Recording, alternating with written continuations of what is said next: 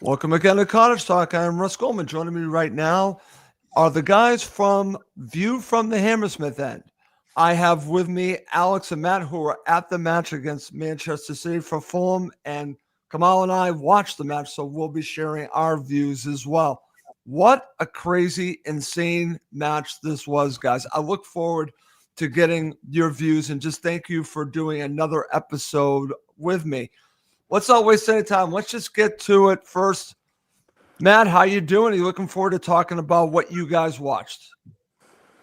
Hey, Russ, I'm very well, thanks. I've got no idea what we're going to talk about. It was a game of very few incidents. It's just a typical standard 5-4 loss. I've personally, I can't remember the last time I've watched something quite like that. Alex, opening thoughts. What did you make of that? I'm still recovering. I mean, yeah, it was epic. Being there was really quite something, and it's rare that you lose a game and you walk away from the ground extremely happy. I was genuinely elated leaving that game just because I'd been so thoroughly entertained. It was brilliant, absolutely amazing. I agree with Matt. Nothing happened. Nothing happened. Nothing happened. We're not going to talk about anything for the next hour. I can't imagine. We're just going to talk about just nothing. Yeah. Yeah. This will not be an episode of Seinfeld. I'm going to tell you that, because that was a show about nothing. This is definitely not going to be that. Kamal, how you doing? I'm good, mate. I'm good. Very happy. Good. Are you looking forward to talking about this? I am. I mean, I just to talk about myself. I mean, you probably saw. I was in a cinema at a premiere, Leicester Square, and I was looking at my phone all the time, and the person next to me was looking at me to try and switch the phone off, and he didn't understand why I couldn't put the phone down. I don't care though. That was just an incredible day. It was crazy, and I have the ability to watch it back a few times. And you guys are probably going to think I'm crazy that I've actually watched back the first half a few times too, because I could very easily avoid that, but I've watched that too because I wanted to see exactly what went wrong, and then of course what went right, because that's what I like to do. So guys, let's get going with the show. And the beauty of doing the show with you guys is I can really hone into what you were thinking about before the match, during the match, and after the match. So let's start before the match. Alex, I'll go to you first. I want to get your thoughts as you're maybe already in the ground and you know what the starting 11 was. Let's start here. What were you guys thinking? What were you thinking when you saw the decisions that our manager made and setting us up? I've seen this before against Manchester City. I was hoping it would be a little bit different. What were you thinking? I could completely understand. Obviously, he's reverted to Lukic. Lukic did, yes, I think was very good when he came on against Spurs the week before. We were at that game as well. It makes sense. You're playing against one of the best teams in Europe with an incredible attacking threat. So it makes sense. Obviously, personally, I was a bit aggrieved to see Smith Rowe in the starting lineup instead of Josh King. But obviously, we'll talk Alex, he played well, though. He was brilliant. Yeah, absolutely fantastic. Kudos to Smith Rowe. He was like a completely different person, frankly. So, very pleased for him. Obviously, Wilson's still in the starting lineup. I think is quite right. You can't drop Iwobi the way he's been playing. So, to me, the only real controversy was the Smith Rowe choice, but I was fine with it. We've obviously got a lot of games in a short span of time, and felt that maybe Josh King needed a rest, and we probably felt that too, having been at Spurs. So no great qualms about the starting lineup. One thing I will say, I did say right before the match. This was when we were all. I'd kind of saw quite a lot of the warm up this time. And I said to Matt, Iwobi's going to score a pinger today, because he was putting some top corner in the warm-up. You called it. Shooting is really impressive, and I did call that one before the game. Okay, we'll get on to the scores, but I almost called the score as well, believe it or not. Wow. Okay, Alex. Before I go to Matt, what did you make of not starting Chukwueze? I was fine with it. So. Interestingly, Chukwueze was brilliant in the opening bit of the game against Spurs. Really, really lively. He started to look really tired really quickly. And a little kind of side chat here, but I once played in a celebrity five-a-side tournament, believe it or not, when I was about 17 years old. Okay. I was a ringer for the Royal Shakespeare Company at a festival where there was loads of very Fulham, by the way. very Fulham. Yeah. It was yeah. It was called not Latitude. What was it? Anyway, the Phoenix Festival. It was called near Stratford on Avon, where I was growing up. And basically, the team that knocked us out was a team called Loaded Magazine, which was a 90s lad mag here in the UK. And whereas the RSC had got me as a 17-year-old ringer, their ringers were Craig Johnson, the ex-Liverpool player, Gordon Strachan, who at the time was the player manager of Coventry City. They had Bob Wilson's son in goal. And Stan Bowles, the ex QPR and England international. So they, quite a team. They beat us 2-1, only beat us 2-1. They scored an overhead kick in that game. But I was marking Strachan, and at the time, and I had a good chat with him after the game. They were all really lovely. Craig Johnson was a hero of mine. He's a great bloke, and Strachan was lovely too. But at the time, Coventry City had a player called Neil Lamptey. And if anybody is a fan of Championship Manager, the very first iteration of Championship Manager, which is a huge game, was a huge game when we were growing up over here in the UK, Neil Lamptey was the best player in the world. You had to sign him, you'd win everything. And whenever you watched highlights of Neil Lamptey, you'd think he really is the best player in the world. He was amazing.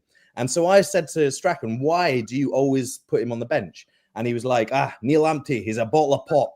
He fizzes for 5 minutes. He's flat for 85. And I was a bit worried after the Spurs game that was Chukwueze, because we've seen him be an impact sub. Right. And he was only really fizzing for 20 minutes against Spurs. So I was personally fine with him reverting to the bench. That was a long-winded story to say. It's a fair point, and it's a fair way of describing it. I actually enjoyed how you described it. Okay, Matt, over to you. So how am I going to follow that? I don't know. I mean, I think it's going to be difficult, but Matt, and again, I want to get your thoughts. Listen, you know how I feel. If you've watched the show, I was very critical of this decision. Alex's understanding of it, and like I said, in some ways, I'm understanding as well. But I thought that as we find out in the second half, that there was an opportunity to go at these guys, and sometimes going at them is a better way than sitting back and trying to stop them from playing, which we could not do. So, what did you think? So I sympathise with that point of view, but I like Alex, I think, was a bit more conservative, and the team. I mean, we've seen real sort of fire and brimstone from the team in the last two games. We saw basically 85 minutes of really stoic defending, and then 45 minutes of gung ho attacking, right? The Spurs game, clinging on for the win, and then Man City going hell for leather. Let's play four up front, and skills that kills. Let's see what happens. For this game, I wanted us to be a bit more conservative. I was in favor of Lukic. Apart from else, I think we need to get ready for AFCON anyway, when Iwobi isn't going to be here. And to Alex's point, Chukwueze looked dead on his feet. There was no way he would have been.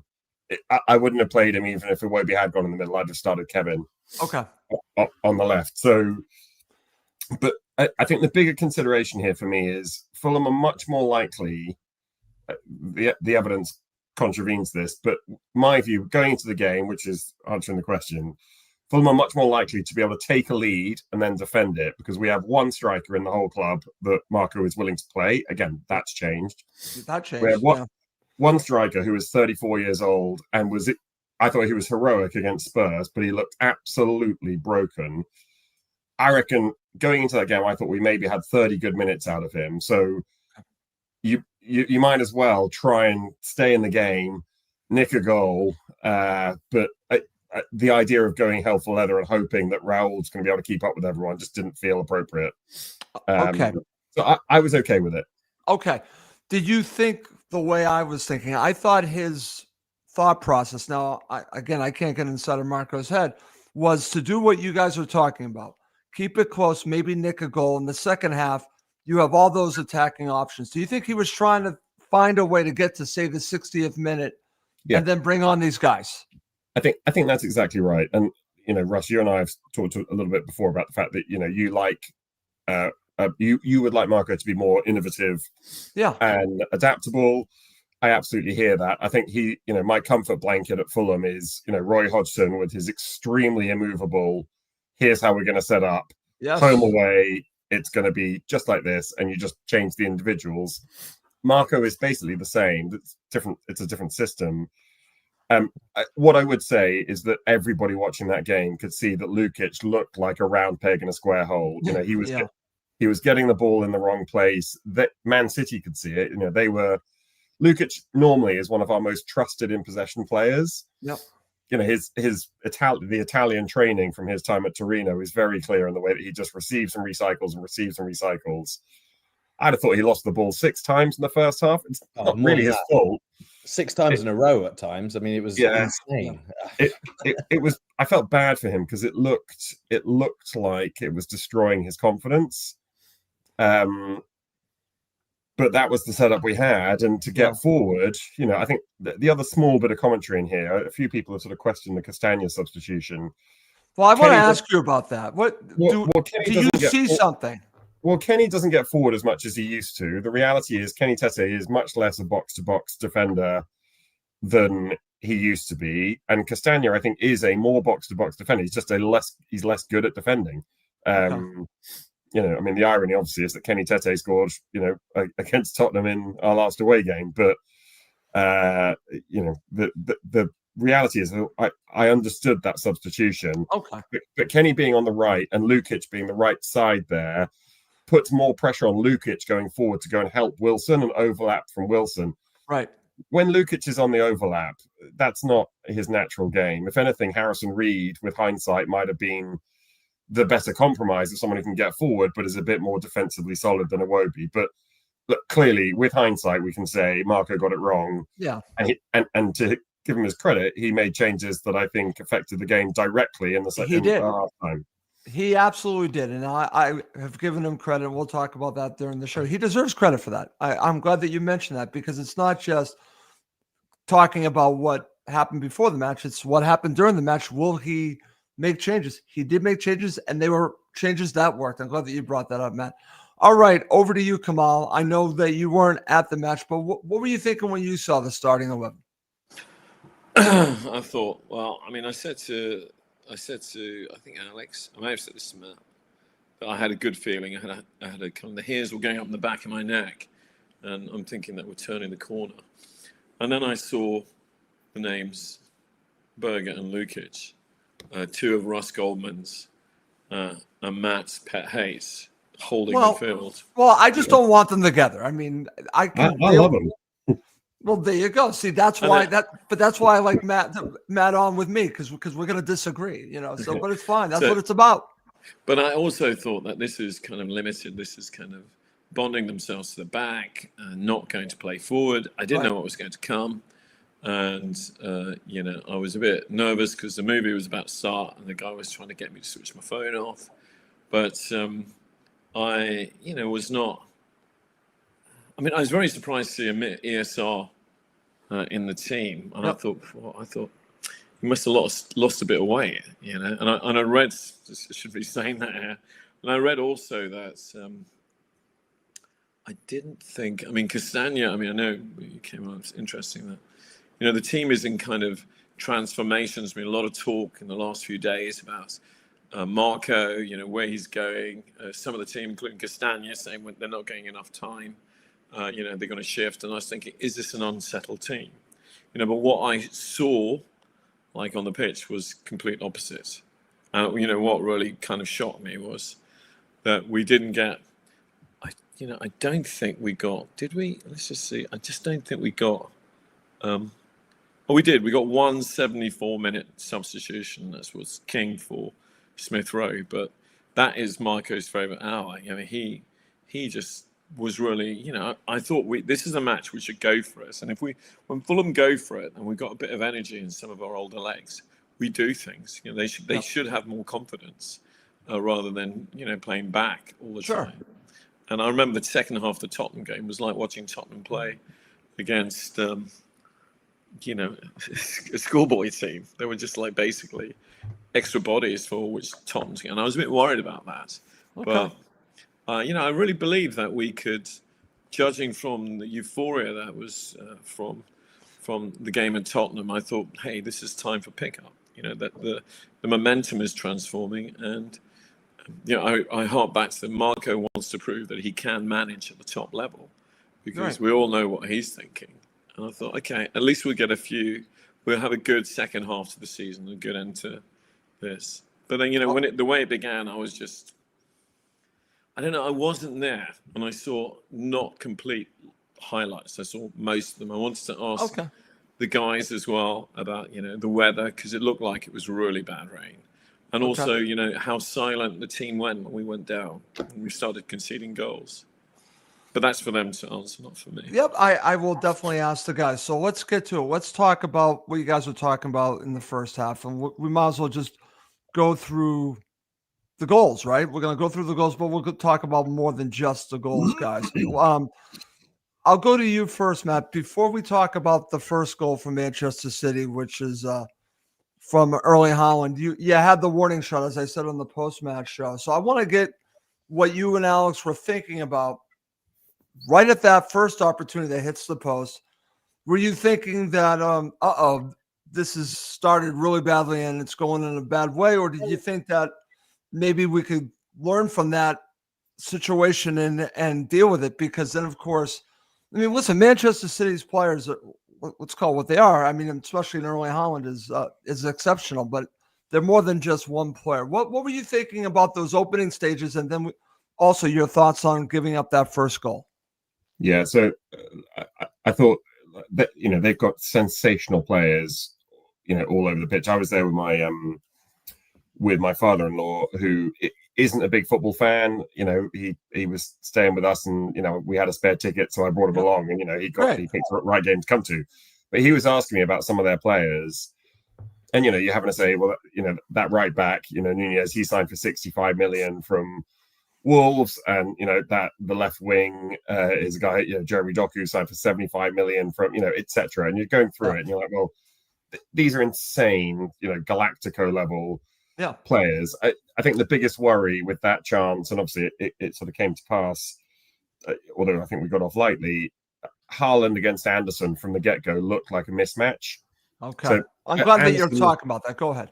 I don't, you know, the thing with Haaland, you see him in person, he's freakishly big, and he's so quick, and he looks so unflustered, right? You never see him lose his cool or, you know, think, oh, that will live in his head. You know, the fact that he missed, because he took it so calmly, the one-on-one chance that he hit the inside of the post with. It's not like, I don't know, you think back to John Mikel Seri missing his chance and sort of, you know, hand on head, it pouring in the pouring rain. Haaland's just like, fine, no problem, I'll get the next one, which he did. It felt ominous. The other thing to say here, I thought Phil Foden was just ridiculous. Unbelievable. He was just absolutely electric, and people couldn't get near him. The mood, though, I've got to say, and you know, Alex and I said this to each other a couple of times throughout the game. At no point did we think we're playing badly here. We were like, you know what, we're playing just fine. Even at 5-1, we were still talking about how good Iwobi was and how well Sessegnon was playing. And you know, it wasn't. That's amazing, actually. Right. But that never happened. It just felt like one of those weird days where at 5-1, and you know, we'll come back to it, but lots of people left. At that point, if you'd asked me to predict a score, I would have said 8-1. I would have said that too, Matt. I'm right there with you. They were just on one of those days where, barring Haaland's 2 ones that hit the post, you know, because it's not like Leno made. Oh, it could have been 7. Yeah, right. You know, it just felt like one of those days where everything they did turned into a goal. Every attack they had, it was fairly even game, but you know, apart from the 5 goals they scored, they had more shots. They had more goals than shots on target. I know that's the insane part of this. That's you know, and that, you know, and another stat that I don't know if you guys have seen that still blows me away, but it makes sense, especially in the second half. Fulham had more possession. Fulham had more possession than Manchester City. When is the last time you've seen that? And it was 49-51 at half-time to Man City. So even in the first half, it was almost equal. That is crazy. So Matt, to your point, the scoreline was terrible, right? But sometimes you got to go a little bit deeper. I'm glad that you mentioned this, because it's not that they were playing poor. Sometimes you just got to tip your cap, as we would say over here, to the opposition just say that they were that good, that Yeah, they took advantage of their opportunities. I think that's right. I mean, look, if I'm going to pick a couple of things, I thought we didn't learn from Anderson's inability to stay close to Haaland, and that went wrong for the second goal, which was that Anderson tried to follow him in, got barged off the ball. Kenny Tete should be tucking in. If Haaland's first chance was in that left center channel that he hit the inside of the post with, that was the exact same line that Tijani Reinders ran through, and Kenny Tete needs to be tucking in there. So I think the communication across the back four didn't feel great. The other one, look, I'm sad about this, and obviously he's someone who I absolutely adore, but I thought Leno was pretty poor all game. I would agree with that. I also don't think he was great against Tottenham. I think he should have saved Kudus's shot, and his distribution in both games has reminded us why Arsenal sold him. Yeah. He's not good at that. He was definitely at fault for the third goal, the punch out to Foden. Yeah, we'll talk about that. Yeah. Which was weak. And I said at the time, normally I'm fairly understanding of someone in a one-on-one. I thought he was really slow in coming out to Foden, to Reinders for the second goal. He felt slow, and it felt a bit easy for Reinders to just get there ahead of him. Okay, and I'm going to go to you, Alex, and I'm glad that Matt took us to the second goal, because what's interesting about all three situations, the hitting the post and then those first two goals, is that I felt that we were just sliced open. And again, now you have Erling Haaland setting up Reinders, and again, another very good goal. Alex, what did you see here? So, I mean, obviously we're all massive Fulham fans, but one of the reasons it's a joy to be in the Premier League as opposed to the Championship is you get to watch in the flesh some of the best players in the world. And I don't mind it terribly when amazing players come to the Cottage and do amazing things. I know, like, when Etse scored against us last season in the FA Cup, I mean, it's just like, as a football fan, if you can't somewhat enjoy somebody doing something absolutely exceptional, I don't think you should be there. That's my attitude towards it. I love football first and foremost. So Man City were sublime at times during that first half. And you're talking about some of the best players in the world. Foden, as Matt said, he's a player who blows hot and cold. He's been pretty hopeless for the best part of a year, but just lately he's snapped into form. And when he does, it's pretty epic. And to see that in the flesh. Haaland, we saw his 100th goal. That was kind of a piece of history happening.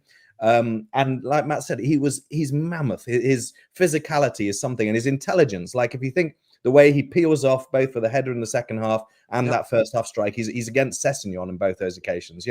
That's really intelligent striker play. Reinders is another that hasn't been mentioned. On the day, I mean, he was just incredible, and that was a beautiful finish. It was brilliant. It was really incredible play by Haaland. The weight of pass from Haaland again, which is not something we associate with him, but it was a lovely turn. Of course, he's done Anderson. That physicality coming to play, beautifully weighted pass, sublime finish. I don't know. I mean, another reason it all felt kind of okay as a Fulham fan was probably two reasons. One, we're just off the back of 6 big points. So we beat Sunderland, we beat Spurs away. Matt and I were at both those games. They felt huge in terms of giving us that little bit of a cushion, bit of safety. And we came into this game probably not expecting anything. Matt pointed out to me that we'd Fulham Man City was the fixture that had the longest running amount of defeats. I think we'd lost, was it 19 or 23 in a row against them. It's terrible. So you're kind of going into it not expecting anything. Because of Foden's recent form, I actually predicted 5-1 at the start of the game. Wow, so you got it right. I was right to 54. Well, I mean, I'm sorry too. Yeah. Well, part of it. I got it partly right. Thankfully, you weren't right. So I wasn't completely right. Yeah. So, and the other factor that made it not terrible to watch these amazing bits of play for the most part, with the probable exception of the third goal, where I didn't think we closed Foden down enough. He not best control, had time to turn it onto his left foot and then shoot. Too much time for the Premier League, but. again, we bar Lukic and Anderson, we were playing very well individually. There were lots of really good performances. Iwobi was great. We looked confident on the ball. We didn't start in the right manner. I felt we really gave the kind of allowed City to stamp their authority in the first few minutes. Yeah. But after that, I thought we kept the ball very well. Individually, we looked like we wanted the ball. Smith Rowe was a different animal. So I was enjoying the way we were playing, even in the first half. There was a lot of things I was taking out of it. So I wasn't sitting there absolutely miserable to see right in front of us these absolute sublime players doing little moments of pure class. And I think that second goal was possibly the best example in the whole game. It was beautiful and brilliant. Okay, so I'll go right back to you, and then we'll go to the third goal. Alex, do you think, it sounds like to me, you don't think that we gave them too much respect. My thought process is that maybe we did, but you think this just has to do with brilliance of Manchester City? So I do think we gave them a bit too much respect because we didn't start with the tempo you need to. Like you said earlier, maybe if you take the game to them a little bit, and we didn't do that. We kind of said, okay, what have you got? And they very quickly went, we've got a lot, and we were like, oh shit, So that's what it felt like. So exactly. I think you can legitimate the idea that we didn't quite approach it with the right attitude.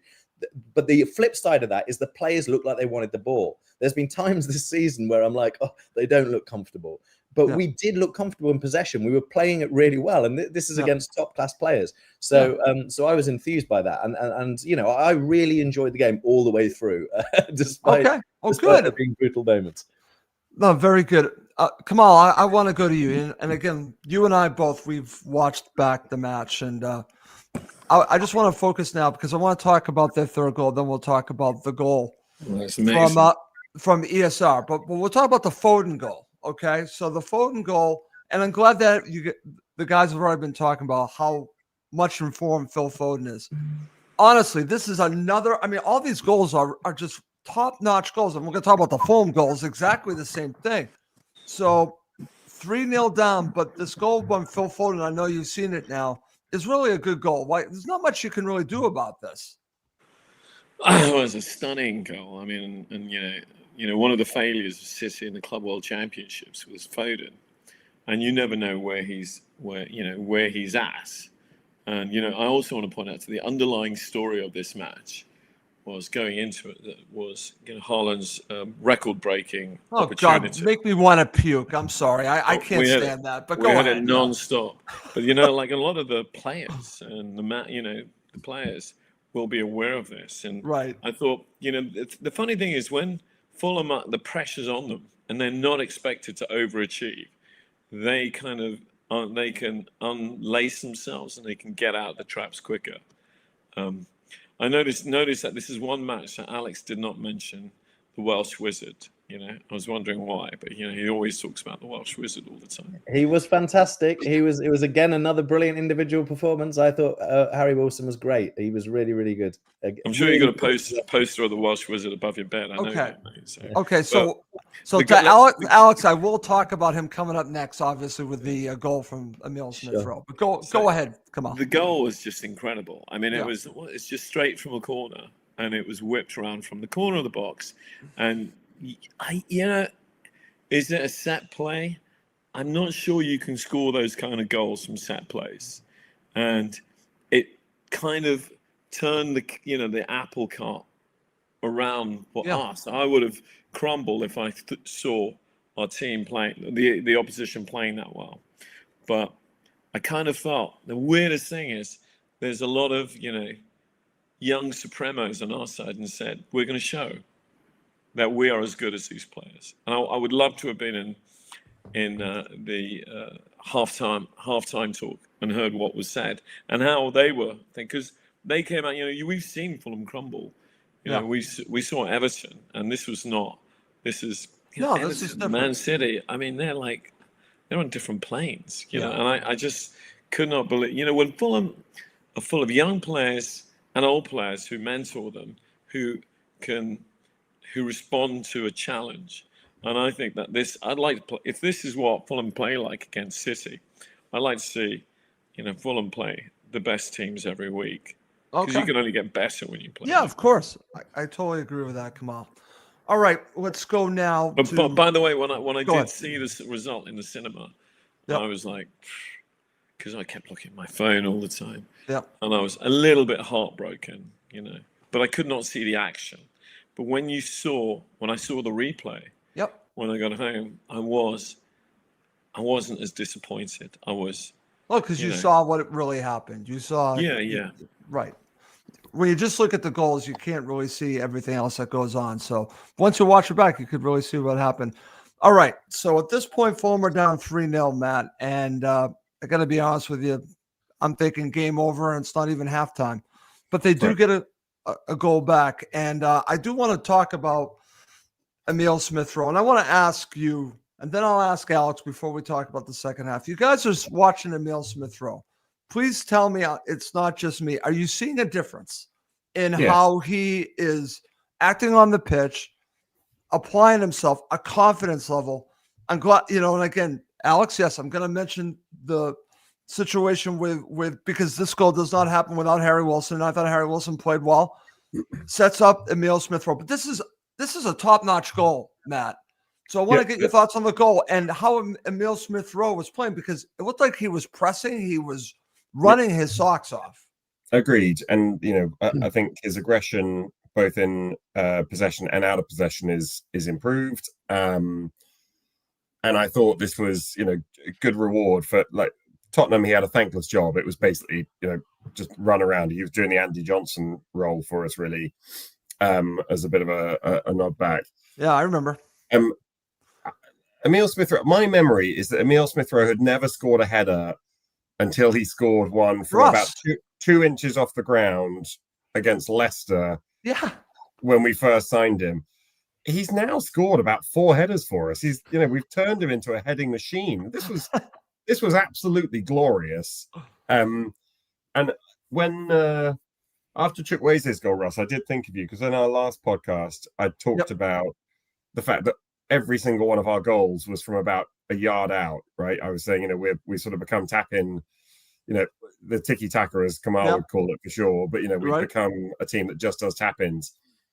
Emile Smith-Rowe was probably the closest in of our goals. And it was, 12 yards out, 15 yards out. It was a phenomenal. Mad skill. That was, like you said. I do think it to me, and I don't know how it looked on TV, to me it felt like everything really good in the first half was from Iwobi, and there were other people playing well, but Iwobi just felt, the chance that Donnarumma did save, the one save he made in the game, was from Smith-Rowe on the turn. That was from I forgot to mention that. That's very short, very short and sharp pass from Iwobi that felt reminiscent of his sort of Brentford pass to Wilson, cutting through a bunch of moving parts. And Iwobi was the one that wins the ball back from the cleared corner and plays in Wilson, who does a really good cross. And Smith-Rowe's header is, credit where it's due. I thought it was just fantastic.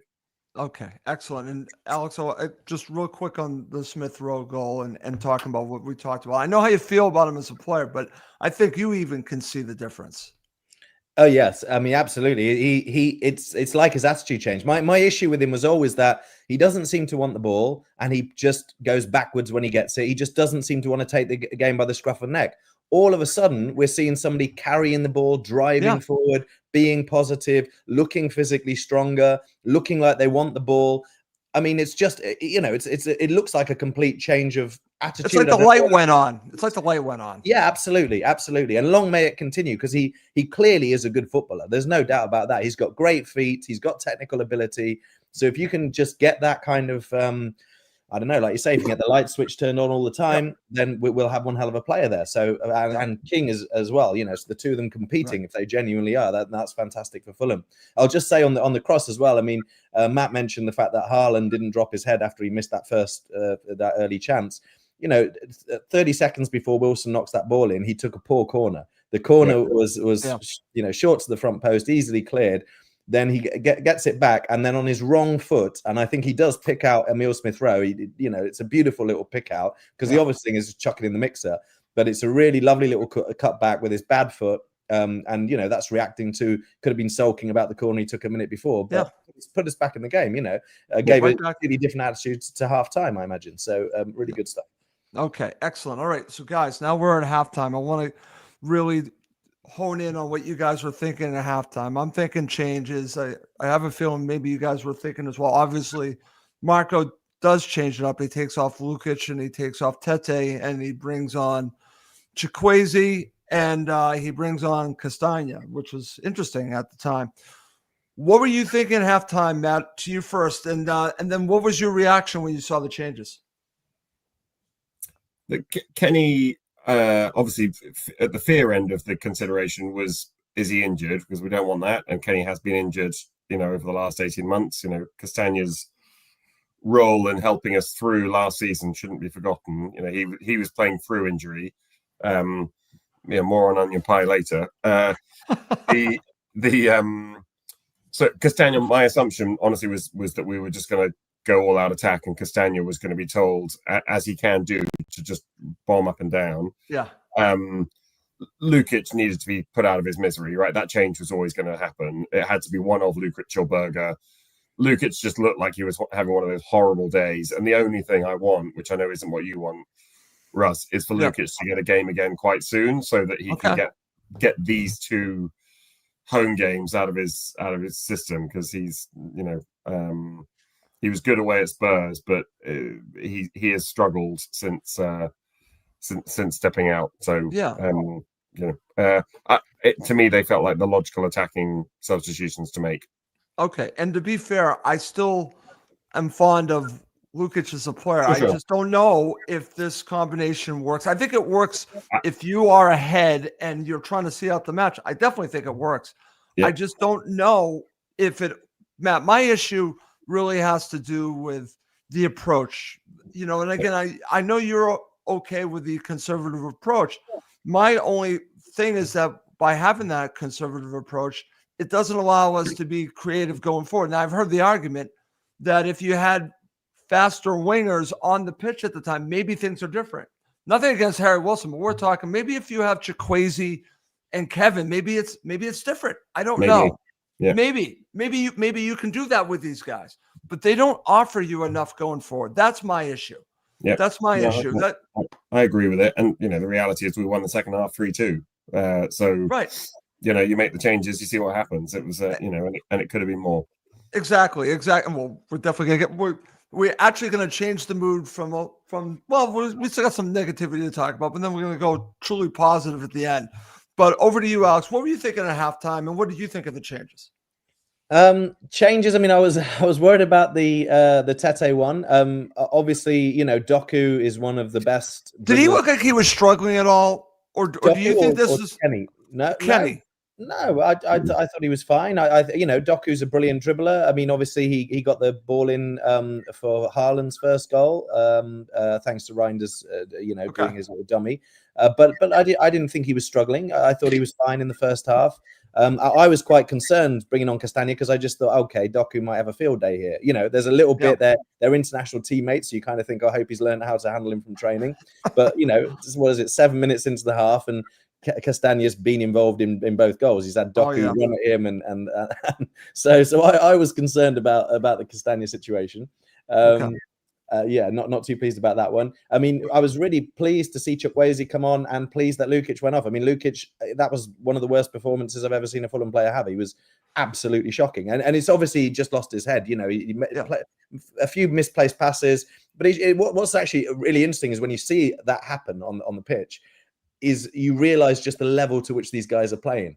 Yeah. Because, somebody like him suddenly drops, confidence goes for a second, and he just gave the ball away time and time again. And it's really easy to do. It's just that they so rarely do it, because these guys are so amazing.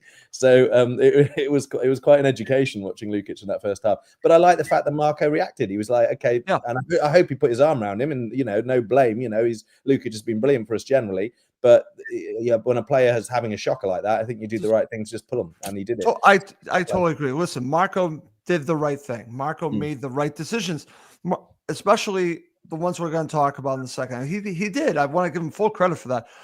Over to you, Kamal. Again, I know you were at the cinema at the time, but what were you thinking when you were getting the score? Fulham are down 3-1. Then you see the changes. What was going through your head? I was very glad I didn't go to the game at that point, but I couldn't see the game. And I thought, if this is going to end up badly, I feel sorry for Matt and Alex Yeah, and the rest of them for having to put up with this. I know. But then, when you see the game, just the thing about Lukic, I mean, one thing across me listening is that I was very curious to see how Paulinho played against Fulham, and he was soulless, completely soulless. Yep. And he was like walking down with his head like looped down, and when somebody who's following somebody, they walk with their heads down below, and they kind of like they walk around like a follower, and that's kind of I was very surprised to see Lukic go off like that, but I did think he wasn't ever present, and I was a bit when I saw the replay, I was a bit shocked that a person who's so good, so known for his possession and passing, would constantly be letting go, or losing the ball, or misplacing the ball, or not catching the ball.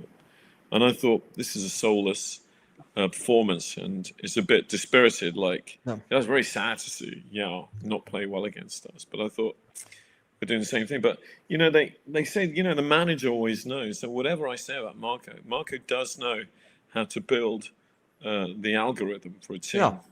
If he makes the effort, if he just doesn't want to substitute at 74, and if he doesn't really look like he's really attached or bracketed to the game. I have very strong feelings about the manager, but I think the manager was very invested in this game. Oh, I agree. To maybe show the rest of the Premier League and the rest of European leagues what he can do. Well, again, he is a high-quality manager. I will always say that about Marco Silva, and he pulled, I think, many of the right levers in the second half. So, guys, let's get to talking about the second half. I think the way I want to do this, because I want to focus more on the comeback here. But before we do that, we have to talk about the goal. So, Matt, I'll go to you. I'm sorry, I'm going to give you both of them at the same time, but I'm going to give you Phil Foden's goal to make it 4-1, and then you have the own goal from Berga, which is really Doku's goal, to make it 5-1. So just walk me through. And I'll ask you the question. Should Leno have done better on the fourth goal? That's number one. And on the fifth goal, was it just insult to injury? I think on Leno for the fourth one, no, I don't think so. I think, it's a cleanly hit volley from 5 yards. Leno would have had to adjust his position because it takes that flick off Haaland to go through. So, Leno's time to know that it's going to Foden is from when it hits Haaland to when it gets to Foden, which is what? Half a second, a second maybe. Yeah. So no, I didn't think Leno was at fault. You could probably criticize Castagna, but we'd definitely be criticizing Castagna if he tried to jump in to tackle Doku on the halfway line, and then Doku. The reality is it was a 3-on-3 at that point. If Doku skins Castagna, the training book would be try and hold him up, and he did slow Doku down. It's just that the pass was really good. They did get a bit lucky. It flicked off Haaland's heel and went straight to Phil Foden. Yeah, right. What I would say is that Chukwueze at that point had already, how many minutes in was that goal to the second half? It was 48. 4 minutes or something. It wasn't many. Just a couple minutes in. But Chukwueze had already felt like he changed the game entirely because I know that's the irony. 2 or 3 sort of electric sort of little bursts where it was very clear that Mateus Nunes was thinking, "Oh God, this is going to be a long half." It was. Chukwueze's capacity to go from standing start to "I'm now past you" is so exciting, and to have Kevin to be able to come on to then do the same, because Kevin will come on to, he was fabulous. But so the mood was better. We were like, okay, actually, we can get back into this. That Smith Rowe goal might have given us something. Yeah. And then we get sucker punched, not once, but twice. The second one was our own doing. And, I think Anderson has to wear this. I know it's a Berger own goal, but it's a horror show from Anderson. Definitely. Look, Anderson, I thought was phenomenal against Spurs. I thought he really was excellent. And, strong contender for man of the match in a very strong field. This wasn't a great day at the office, but, he's playing against Erling Haaland, who I think had absolutely exhausted him. Yeah. He needs to get some rest and then get ready for Mateta at the weekend. But God, got to bring up Mateta now. I can't even think about that. But both goals felt, so frustrating because it wasn't like we were on the ropes and this was the inevitable. But it did feel that really unjustly. I was thinking this must be what it was like for, the Southampton fans when they got beat 9-0 by Leicester. Yeah. Yeah, at that point, because they'd scored 5 goals after 55 minutes. Yep. As I said, my prediction at that time, I would have said 8-1, and hundreds of people, if not a couple of thousand, from around us in the Riverside, which is the slightly more season ticket heavy group, and so the proper supporters rather than the day trip supporters more en masse, they all walked out. It was a cold Tuesday. Yeah. I don't want to watch my team break a record for home goals conceded, so they all walked out, and more fool them, I'm afraid. Yeah. No, listen, at that point, game over. Everything Yes. you want to say. 5-1. It's over, Alex. And before we talk about the comeback, and trust me, I want to get both of your thoughts, and I'm going to bring you into it. Don't worry, Kamal, as well. What were you thinking of 5-1, Alex? I remember turning around to Dylan and saying, I don't think I've ever seen a game where it's 5-1, you're losing, and so many people are playing well individually. That's crazy. It is crazy, but I was like, we're playing well. We're passing the ball well. Chukwueze, as Matt had already said, came on and really gave a sense of, what, there's something in this game. So I feel that sense was already there before those 2 goals. And of course, it feels like, okay, probably not going to happen now, but. I mean, I certainly would never have thought about leaving because, one, we were, if you like football, you're watching a brilliant football match with both teams playing really well. I know the score's a bit lopsided, but it was a hell of a spectacle even at that point. I do think those 2 goals were a bit cheap and lucky, frankly. Yeah. Heels and deflection. But I wasn't. I'd predicted 5-1, so I was like, oh yeah, well, you did. I was expecting it. You did. But let's flip the script. So now it's 5-1. Shortly after, I'm going right back to you. We've already talked about Iwobi, and Matt's talked a lot about Iwobi. Let's talk about the goal. This, again, every goal we're going to talk about is fantastic. This is a fantastic goal from Alex Iwobi. He has this in him. And, and I'm thinking about who he's scoring it against. This incredible goalkeeper. We got 4 past him, and dare I say, should have had more. That's how crazy this was. Think about who they scored against, okay?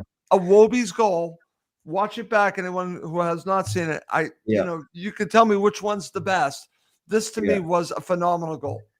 Yeah, like I said, before the game, I was there watching him ping you mentioned in the this. top corner. And it was so clean. It was just like, wow. There was a few players taking them. I think it was Wilson, Raul, I think Smith Rowe and Iwobi. And it was just like his shots were head and shoulders. It was just, you could just see it was one of those days where if he gets a shot on goal, he's going to score. And I knew it was him before he even struck the ball. Yep. The way it kind of fell to him, the way he shaped up, I was like, goal.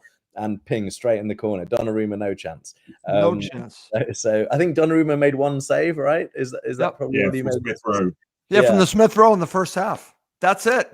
So again, like total number of goals in the game was equal to the number of shots on goal, which is bizarre. Oh, it's crazy. But shots on target. But absolutely clinical strike. So deserved. Like what a performance from Iwobi. Really, really well deserved. And straight away, I was thinking, okay, interesting. This is a fun game. Yeah. Okay. So now we're at 5-2. Matt, over to you. And don't worry, Kamal. I will get you involved when we get to the end of the game. But over to you, Matt. I just want to get your thoughts. So it's 5-2. Were you feeling like Alex, like, okay, maybe there's a chance to make this a game? Then you have this goal from Samuel Chukwueze, the first one. What was the mood like when this goes in the back of that? We'll talk about the fourth one because it must have been insane. But I want to talk about making it 5-3. Yeah, I think, and if memory serves, Haaland in between had hit the post again. I'm sorry, he did. He hit the post. Header. Exactly, and that hit the post. Felt like the moment when they could have killed us again. Because as I said right at the start of the show, it felt like we were playing well, but their players were just bigger and better, right? Kenny Tete can play well, but Jeremy Doku is still probably going to be able to run around him a couple of times. Or Bassi, who I thought had a pretty good game. Really good game. Haaland is still going to outmuscle him or outpace him a couple of times. It felt like one of those ones where we were like the younger brother trying to have a go. And like we score a goal back, they'll get the 6th. And, we can keep doing this, guys, but it'll get worse for you. Yeah. So when he missed, and Chukwueze, one of the great things about him, he's got no fear. He really doesn't give maybe it's a sort of he's just completely at home, but he feels completely unfazed by whoever we're playing. Ever since his very first, actually not very effective cameos coming into the team, he's also been someone who roams around the pitch in a way which is actually very unlike a Marco Silva player. So he has this weird habit of turning up in places where you're like, what are you doing there? And we really benefited from it here. Both the third goal, we were right behind that, so we could, as soon as he hit it, we could see it was going straight in the corner. It was a fabulous hit, and actually quite a difficult technique. So he hits it when it's still quite high in the air, which is why it's it's a bit of a shinner, but he gets his head over the ball, which keeps it low.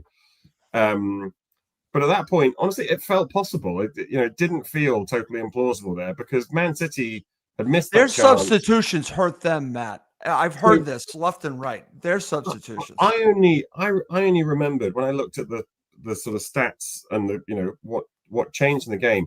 Yeah, John Stones. We watched John Stones, on whose shoulders England's World Cup, hopes, will rest. At centre back, he came on, I think, in what was meant to be a defensive midfield role. Yes, he did. But right, exactly. I didn't realise he was playing, and I like to think I know a reasonable amount about football. I can certainly spot an England international footballer when he's standing 20 metres in front of me. Yeah. I didn't see him once all game, and that speaks to their complete inability to have any control and our complete dominance of them, and the fact that our movement was so good that they were chasing shadows. It wasn't like Ruben Diaz was making miracle tackles. We were scoring every chance that came. We were scoring.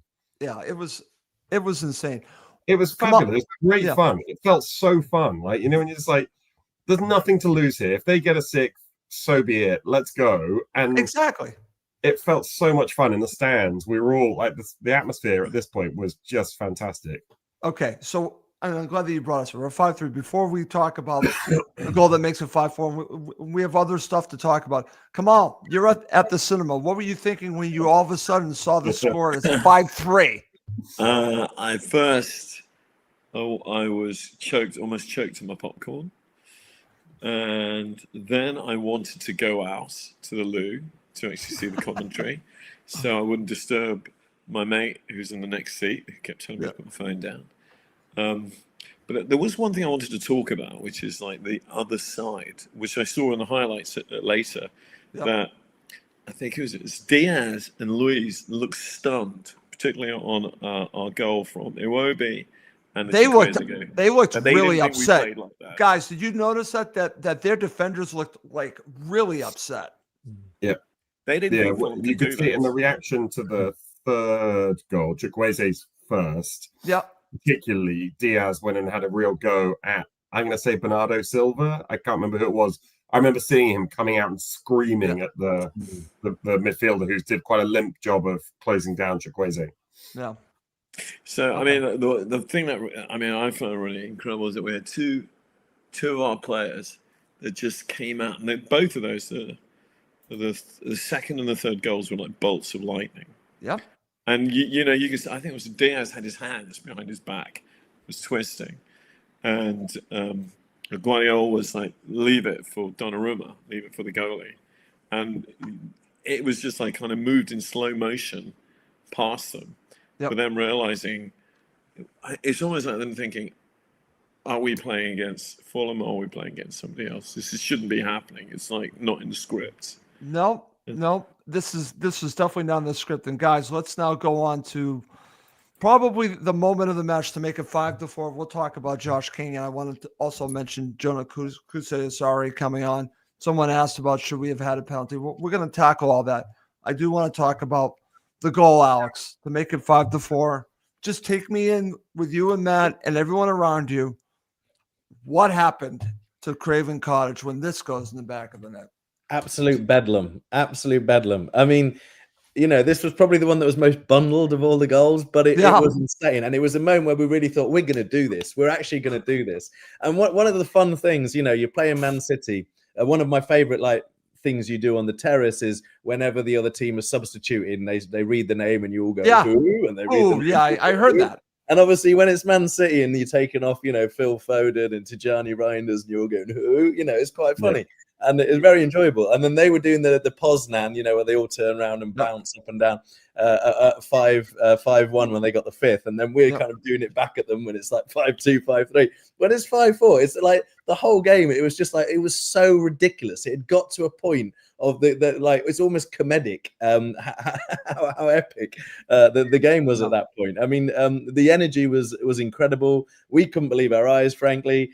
It's just such a shame we didn't quite get over the kind of just get over the hill there. But I mean, it was just brilliant. And I think all of that kind of I don't know, the joy of that moment mixed with the kind of comedy that we, with the kind of irony we were taking to the game, really was all part of what made the walk after so joyous. You just really felt like you'd seen so much, and that moment, just pure elation. Brilliant. Okay, excellent. So we're at 5-4. I now want to mention the substitutions. You have Kevin, Jonah Kusei-Asari, and Josh King are on. So obviously at this point we're going for it. Kusei-Asari is the interesting one, Matt. We were critical of him the last time that he played in the cup match. I didn't see anything. I saw something in this match. Did you see anything from Kusei-Asari? We'll talk about the shout for a penalty in just a second. We'll talk about that separately. What did you make of Kusei-Asari in the short period of time he was out there? It's very hard to tell because the reality is I'm inescapably dimmed on Kusei-Asari because A, what we have seen as being crap, and B, right. Marco seems to think he's so crap he can't possibly play him. So my expectations were so low when he came on. I expected a Carlos Vinicius type appearance. I was pleasantly surprised. I thought he looked willing and mobile. Yep. There was a very deft and skillful chest down into the path of Josh King that I thought was great link-up play between two young, exciting forwards who really taking it to that was fending off Ruben Diaz to chest down to Josh King. Well done, mate. Yeah, definitely. Look, the flip side is he didn't feel like there were a couple of moments where we had a cut back and the Josh King going through on goal and lifting it over the keeper. Really, he's trying to play it to hoping that there's going to be a Fulham player there to tap it in. Kusei-Asari is stood there with his hands on his head. Yeah. On the edge of the penalty box, hoping it goes in. Like, mate, you're the guy that's meant to be there, knocking defenders out the way to bundle it in on the line. That make yourself a hero. So yeah, I thought it was a good appearance. Has it persuaded me that we need to keep him and not get another striker in January? No, it has not. Okay. Now, sorry to be a pragmatist. No. Listen, Matt. I always appreciate your commentary. So now let's talk about this because I've had a good look at this. When I saw it replayed and I saw it live, I did not think it was a penalty. I still don't think it's a penalty. When Gentleman Jim says he doesn't think it's a penalty, that really tells me it's probably not a penalty. But you guys are there, Matt, and then I'll go to you, Alex. Yeah, we were convinced penalty. We were. You were convinced it was. Okay. Well, I mean, at this point, I was like, it's a goal, even though it went nowhere near the net. I was just desperate for it to be something. Right. To me, it looked like one of those ones that the referee could easily give. Okay.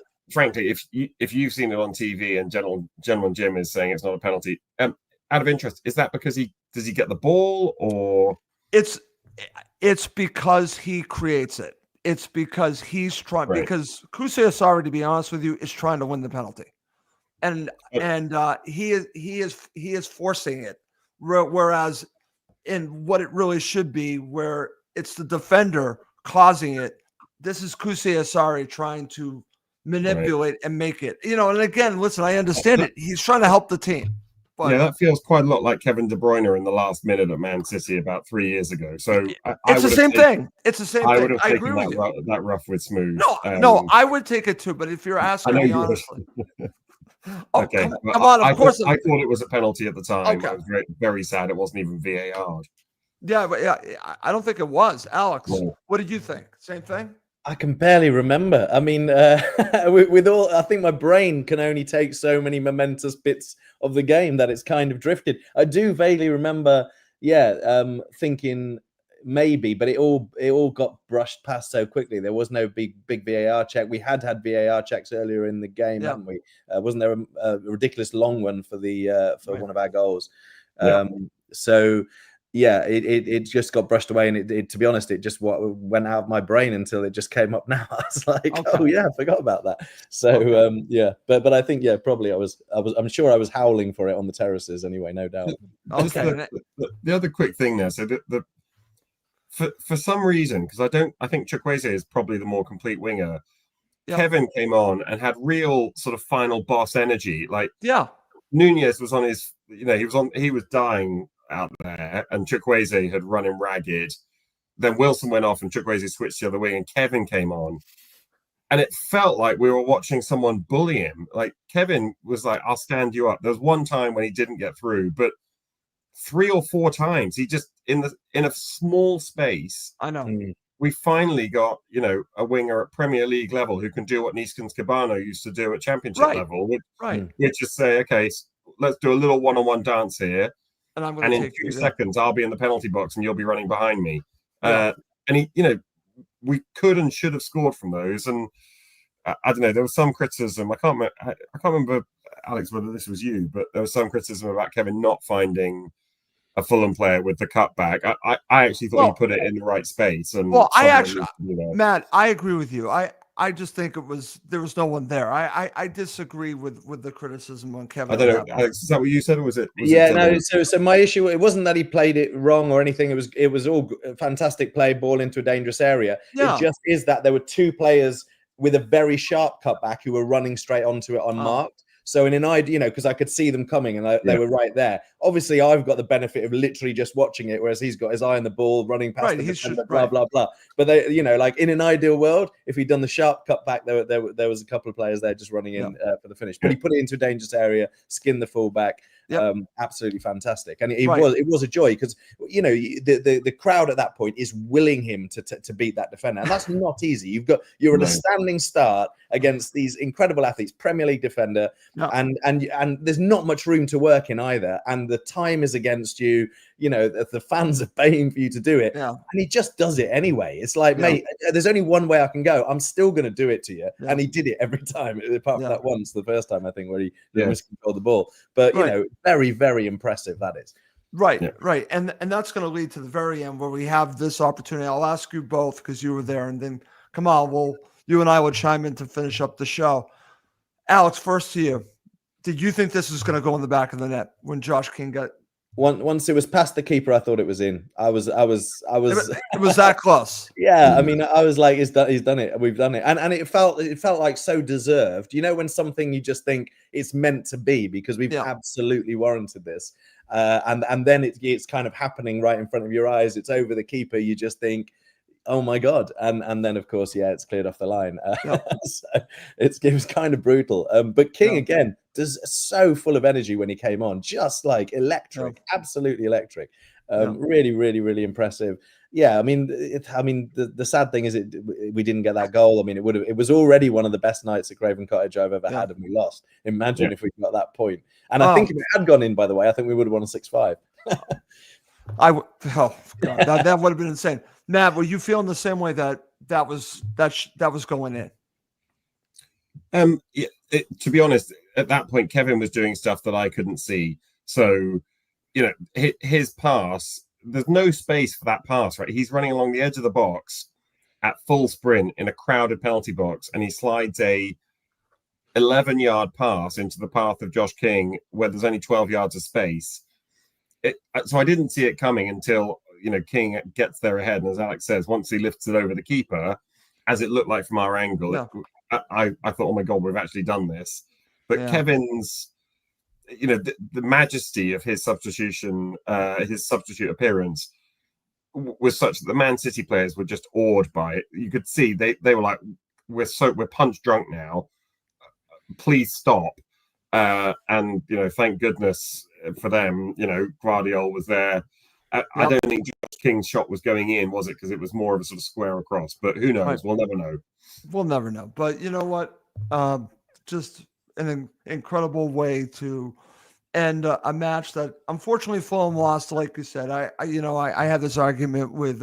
It was, but the atmosphere at the end. We don't normally talk about this. The atmosphere at the end, from being in a position where I was thinking, God, the Right. damage control of an 8-1 loss and a negative goal difference, and going in thinking, shit, we just got torn a new one, to coming out, as Alex says, bouncing. Yeah, exactly. Despite the loss, I think the morale we should feel that confidence ooze into Sunday in a way I agree that with you. we would have felt the depression ooze into Sunday if we hadn't had that. So I think it was such a good feeling all around.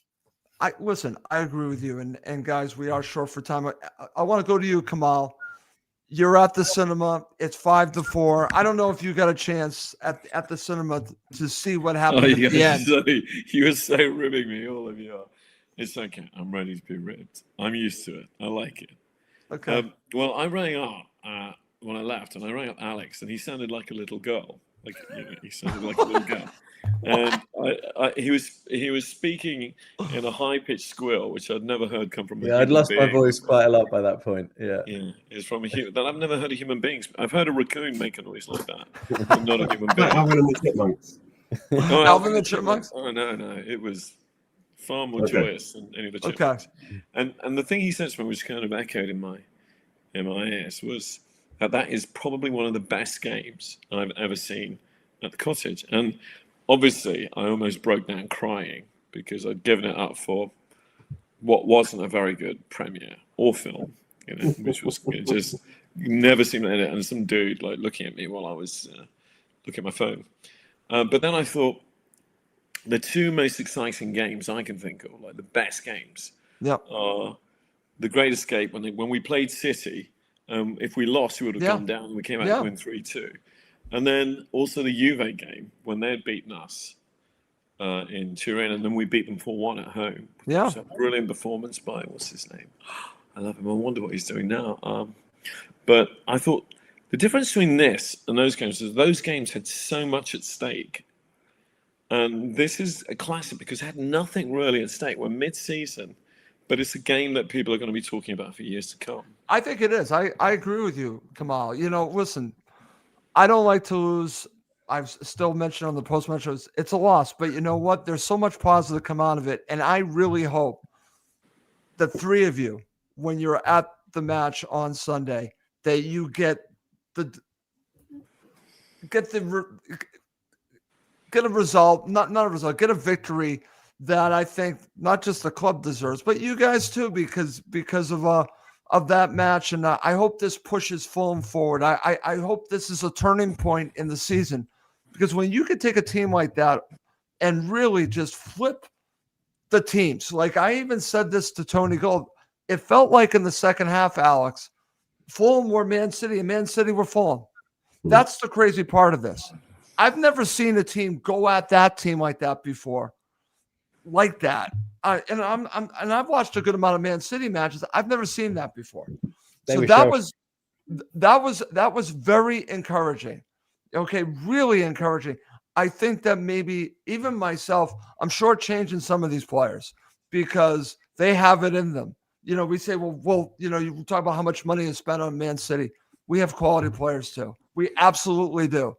And I think they showed it on this stage and took it to a team that might not win the league, but it's won the league several times and took him to the brink, probably one of the best managers of our generation, and made him sweat like he probably hasn't sweated in a bit. And that's something. Anyways, great show, guys. I do have to wrap up the show. I want to thank all of you for joining me. Alex, thank you as always. Pleasure. Thanks, Russ. Enjoyed it.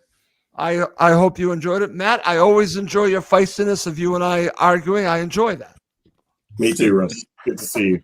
It's good to see you too. And Kamal, as always, it's good to see you. And I'm sorry you didn't get a chance to watch this match. And wait a minute. I have to end with man of the match, and I'm going to Kamal. Kamal, I know you're not there. Who was your man of the match, Kamal? Come on, I've got it ready. Come on, Kamal. Who was your man of the match? Chikwueze. Okay, Chikwueze. Good. good because I don't have to give you a gong. Thank you. I love the way that Chukwueze on the second goal, he picked it up. Okay. Third goal, he picked it up right. Okay, there you go. Let's do it. There you go. All And the right. fourth goal, he was, and on the fourth goal, Russ, he was who are you giving it to? waving at us to come on. Let's do it. I'm giving it to Chukwueze too. Okay, I'm going to go Iwobi. You're going to Wobie? Okay. Alex? I'm going Chukwueze as well. Change the game. Okay. Absolutely brilliant. Wow, The only we're sad thing about that very quickly is Chukwueze, Iwobi, two of the people. We've also mentioned Bassi, I thought did really well physically I know. against Ireland. African Cup of Nations. 3 players were going to African. So it makes Sunday all the more important. Got to get 3 does. points. Leeds have turned it around lately. West Ham got another point tonight. Really, really important. Sunday is a massive game. Absolutely. Yeah, if anybody is going to be there on the Hammersmith end, we need to be loud and we need to Absolutely. be big on a massive game. Listen, I agree with you guys, and I know how the last 2 matches against Crystal Palace have ended with Fulham. I hope that the team, Marco, coach and staff has learned how to play against this team and go at this the right way. Even though I know how bad it looked the last 2 times, you can still beat Crystal Palace. We can. They look tired. What? They look tired at the moment. They look tired. I'm telling you, this is now the right time to play Crystal Palace. I agree. Hopefully Fulham get all 3 points, and we'll be back to talk about it because I want to talk about the match with the 3 of you. It should be fun. But let's wrap up this show. For Alex, Kamal, and Matt, I'm Russ Goldman. Thank you as always for watching and listening to Cottage Talk.